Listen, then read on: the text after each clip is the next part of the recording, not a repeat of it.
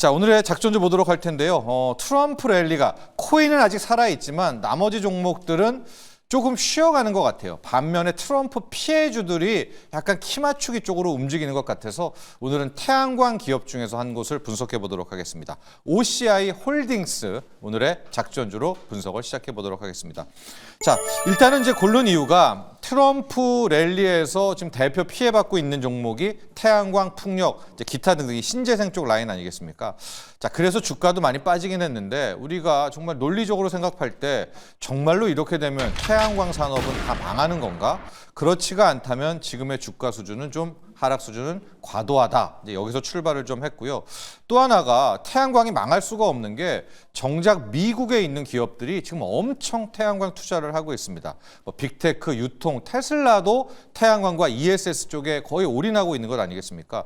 그런 와중에서 자, 이거를 트럼프가 완전히 여기를 망하게 할까? 지금의 주가 하락은 과도하다. 이런 포인트입니다.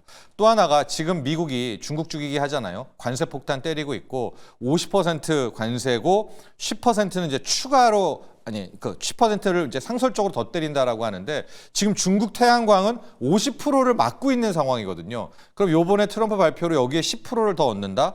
그러면 중국 거는 기본으로 60%를 먼저 막고 시작을 하는 그런 또 몇 안 되는 산업 중에 하나이기 때문에 자, 이렇게 될 경우에는 중국이 죽고 중국이 지금 압도하고 있거든요. 태양광은. 나머지 비중국이 살아날 수 있다. 이렇게 볼 수가 있고 또 하나가 이렇게 되니까 중국이 동남아 쪽으로 말레이시아 같은 곳에 가서 거기에서 폴리실리콘 태양광 패널을 수출하고 있는데 우회로도 차단한다라고 하고 있습니다. 바이든 때도 이 시도를 했는데 아마 트럼프 때는 동남아 우회로도 완전히 끊어버릴 겁니다. 그러면 중국은 줄폐업, 나머지 비중국에서 반사 효과 이제 그렇게 될 경우 이제 OCI 홀딩스를 한번 주목해봐라. 이제 이런 논리입니다. 자, OCI 홀딩스 어떤 기업이냐? 폴리실리콘을 만드는 이제 기업인데 당연히 폴리실리콘도 중국이 꽉 잡고 있죠. 근데 중국을 빼놓고 비중국 쪽에서 이 폴리실리콘 사업을 하는 곳은 사이즈 되는 곳이 세 곳밖에 없습니다. 뭐 독일의 바커, 햄록, 그다음에 우리의 OCI 홀딩스밖에 없기 때문에 앞서도 말씀드렸다시피 중국 쪽에서 타격을 받게 된다라고 하면 이 비중국의 뭐 독일 바커라든가 OCI 홀딩스에 어느 정도의 반사 이익이 있다라는 겁니다. 태양광 산업을 놓고 보면 만약에 전기차의 2차 전지가 40%인 것처럼 여기는 그 폴리실리콘 가격, 이 원재료가 한 40% 정도를 비중을 차지한다라고 보면 되겠고요.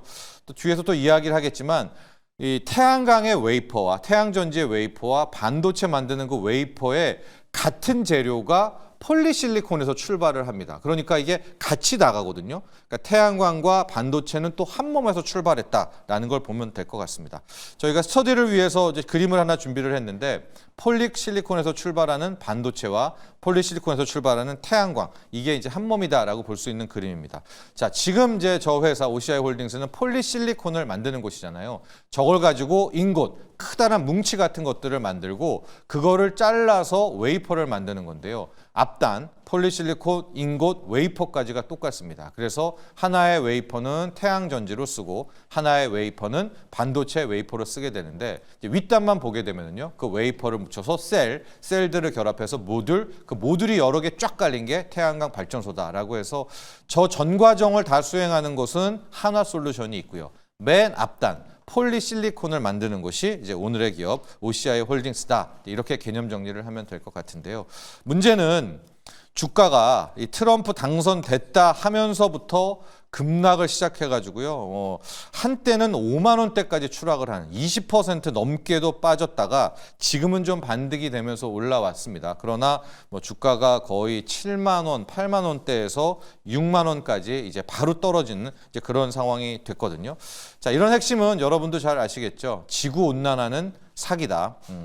자기는 무조건 당선되면 석유와 가스 또 셰일 오일 까고 팔면서 가겠다라는 이제 트럼프의 지금까지의 공언 때문에 태양광 풍력 줄줄이 무너졌는데 가능할까 하는 겁니다. 정말로 이렇게 되면 태양광 다 망하는 걸까?